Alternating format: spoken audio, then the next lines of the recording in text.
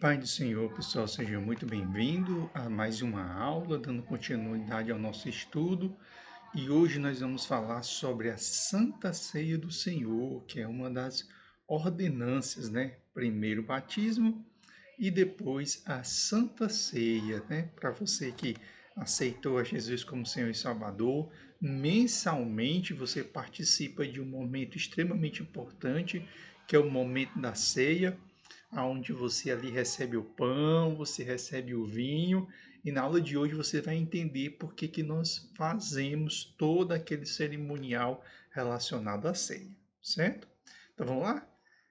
Cremos, professamos e ensinamos que a ceia do Senhor é o rito da comunhão e ilustra a continuação da nossa vida espiritual, né? Naquele momento ali da Santa Ceia, nós estamos em comunhão, em unidade com os nossos irmãos, e o pão simboliza o corpo de Cristo e o vinho simboliza o sangue de Cristo, certo? Lembrando que Cristo, né, nós não cremos na transubstanciação, que ali está o próprio corpo e o próprio sangue de Cristo. Nós acreditamos que ali são símbolos para trazer a memória, porque o próprio Deus está em espírito no meio de nós, certo? A mesmo jeito de uma aliança. Ó. A aliança é um símbolo do meu casamento, mas não é meu casamento. Da mesma forma que o pão e o vinho não são o próprio Cristo, mas são simbologias de Cristo, certo? Vamos lá, continuando. Tal ordenância foi instituída diretamente pelo Senhor Jesus após a refeição da Páscoa na comunhão de seus discípulos, certo? Porque lembra que eles fizeram um momento de sacrifício de animal e pegaram o sangue daquele animal, passaram nos umbrais da porta quando eles foram deixar o Egito. Então, o animal foi sacrificado e o sangue foi passado nos umbrais da porta. Quando Jesus Cristo foi levado para ser crucificado, antes de ele ser levado, ele ceia com os seus discípulos, mas ao invés de ali sacrificar um animal e pegar o sangue e passar nos obrais, agora aquela Páscoa ganhou um novo significado, porque quem seria sacrificado seria o próprio Cristo e o sangue derramado seria o dele. Então, o pão e o sangue agora simbolizariam aquele momento, daquele instante em diante.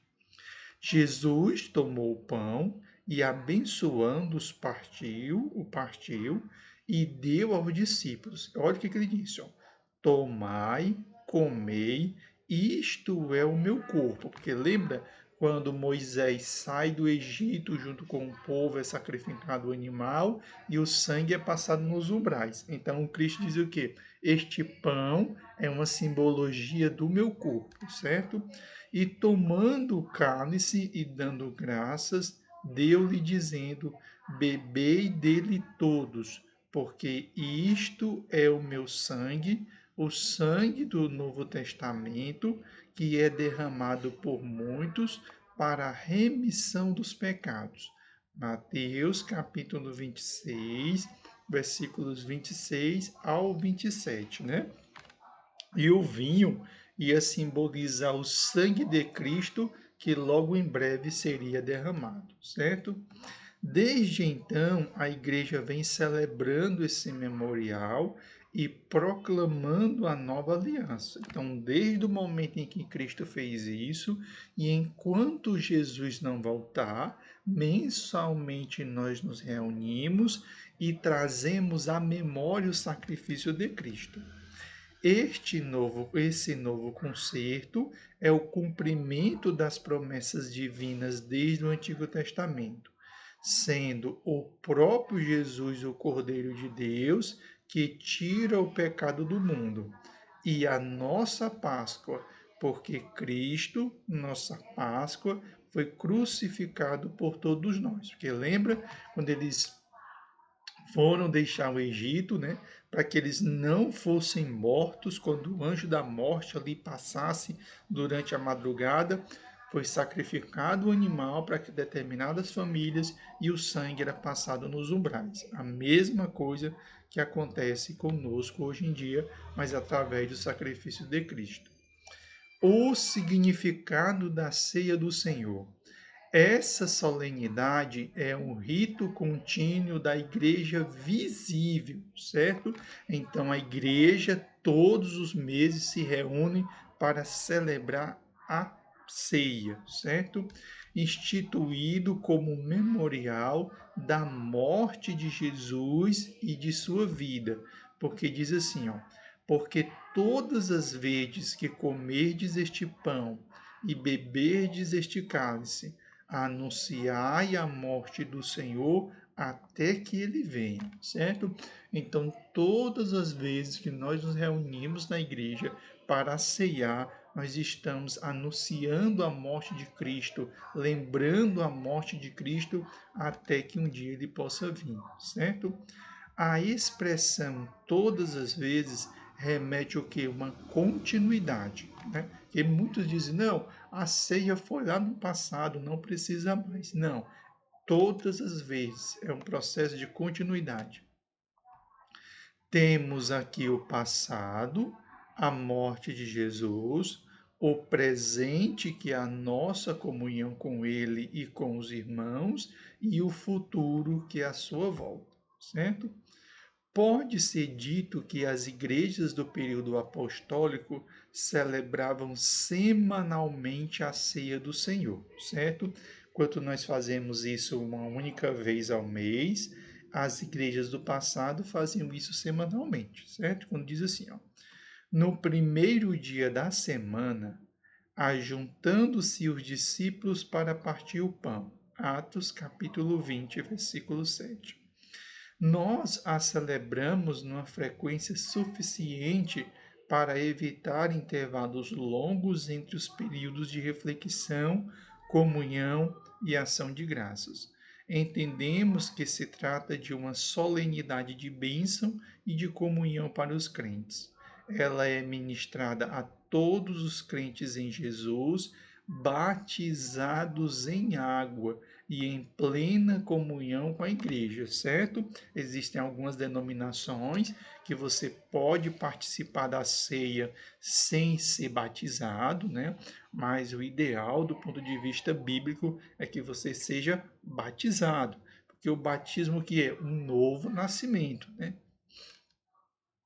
Essa ordenância exige um autoexame, uma reflexão sobre a nossa conduta, se ela está de acordo com os princípios da palavra de Deus, para não sermos culpados do corpo e do sangue do Senhor.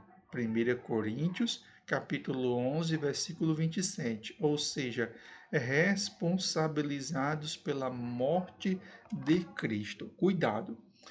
Culpados do corpo e do sangue de Cristo são aqueles que aceitaram a Jesus, se batizaram e ceiam e invalidam o sacrifício de Cristo.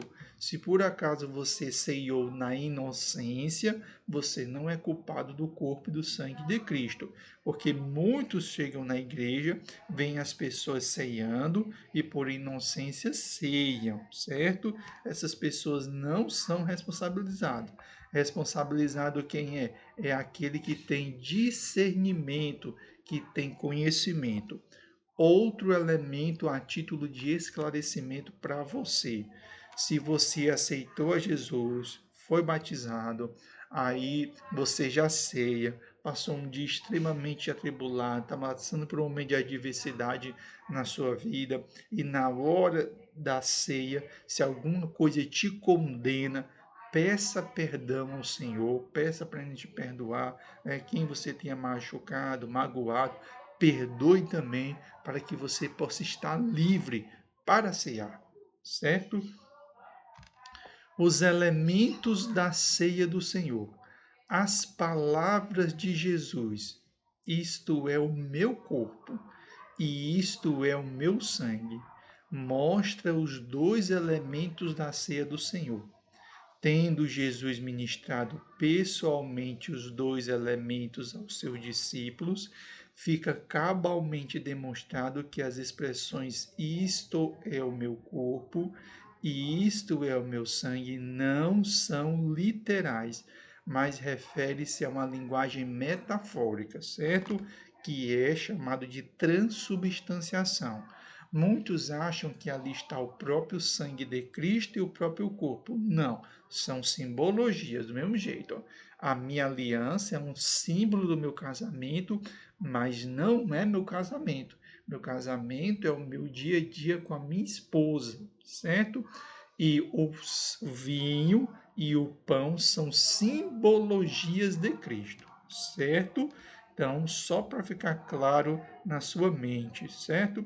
E o próximo tema que nós vamos estar estudando na nossa próxima aula é sobre a forma de governo dentro da igreja, certo? Não é presidente, senado, deputado, vereador, não.